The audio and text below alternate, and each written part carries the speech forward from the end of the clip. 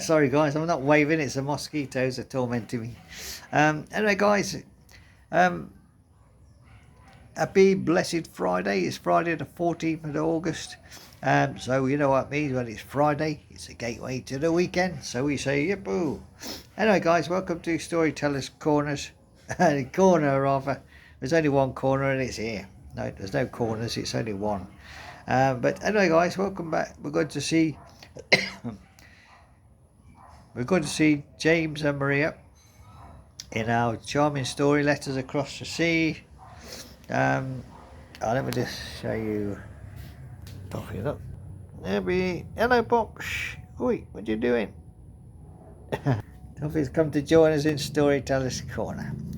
Alright, guys, Letters Across the Sea. This is chapter 28, The Return. So let's read on, guys.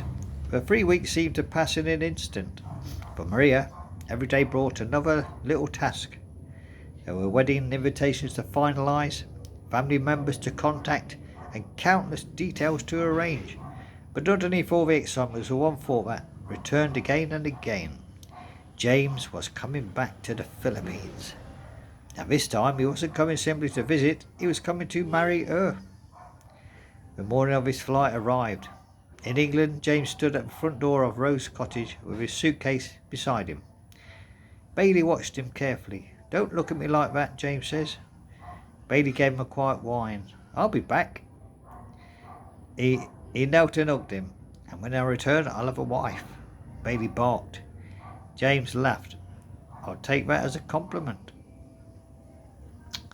And a congratulations as well. So Mrs. Collins was waiting outside to drive him to the airport. Before he left, he hugged him warmly. Bring Maria home one day. James smiled. I intend to. Thousands of miles away, Maria was preparing for the journey to Manila. She had promised to meet James at the airport. Her mother had insisted on coming too. You shouldn't meet your future husband alone, she teased. Maria laughed. He's hardly a stranger anymore. No, her mother replied, but I'm still your mother. They laughed together. After the long flight across the world, James finally landed in Manila. He checked his phone. A message from Maria was waiting. Welcome back to the Philippines, my love. James smiled. It feels good to be home. He paused. He realised something. He'd only been to the Philippines once before, yet somehow it already felt like home, because Maria was there. Maria waited near the arrival here with her mother. Her heart raced as the passengers began appearing, one after another. Then she saw him. James stepped through the doors, pulling his suitcase behind him. Their eyes met, and everything else disappeared. Maria smiled. James smiled back. He walked quickly towards her. This time there was no hesitation. They embraced tightly. I missed you, Maria replied. I missed you more. She laughed. That's impossible. James pulled back just enough to look at her. You look beautiful. So do you. I look exhausted. Perhaps a little. They laughed together. Maria's mother stepped forward. Welcome back, James. He smiled warmly. Thank you. It's wonderful to see you again. She embraced him. Welcome home. James' eyes softened. Thank you. On the drive back to Baguio City, James watched the familiar Philippines landscape pass by. Maria sat beside him. Their hands remained joined all throughout the journey. This feels different, he said. Maria looked at him. Why? Last time I was coming to meet you.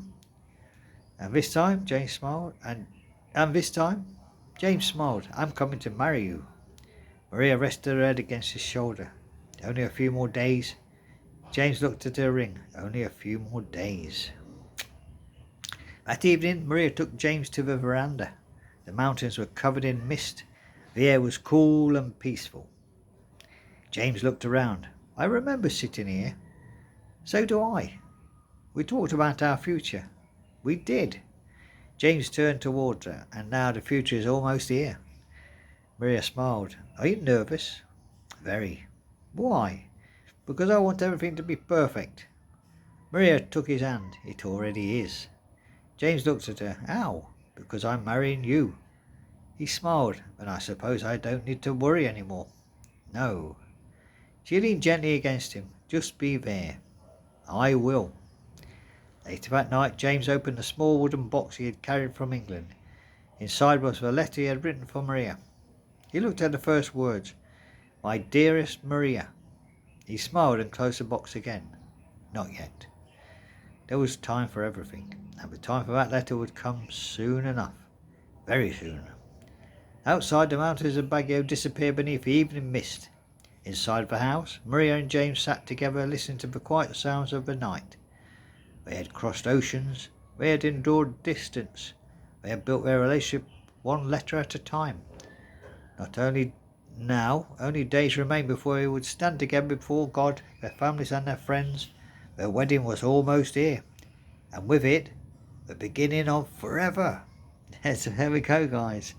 It's getting good now. James and Maria are about to become man and wife. We wish them every congratulations. But we must go to see our other couple, our coffee and romance couple, Daniel and Emma. That's tonight, guys. Join me for chapter 20 in our coffee shop romance, The Corner Table. It's chapter 20, The First Cup. Like mine, guys. This is my third cup, by the way. Well, that's my third cup of coffee this morning. So there we go, guys. Join me for our coffee shop romance tonight, The Corner Table, chapter 20. The first cup of coffee is the best. I think you'll all agree with me on that. And then Saturday morning, we'll go back to see James and Maria the night before the wedding, I suppose. They'll have pre-wedding nerves, I expect. So anyway, guys, everything's looking rosy in two couples' lives. So join me again this evening then for we'll see our other story, The Coffee Shop Romance, The Corner Table. So there we go. In between, guys, have a very lovely day, and let's drink some more coffee, guys. Coffee is life, and it's Jesus before coffee. Don't ever forget. So there we go, guys. Take care now, and have a lovely day. Bye-bye. God bless us all. Bye-bye.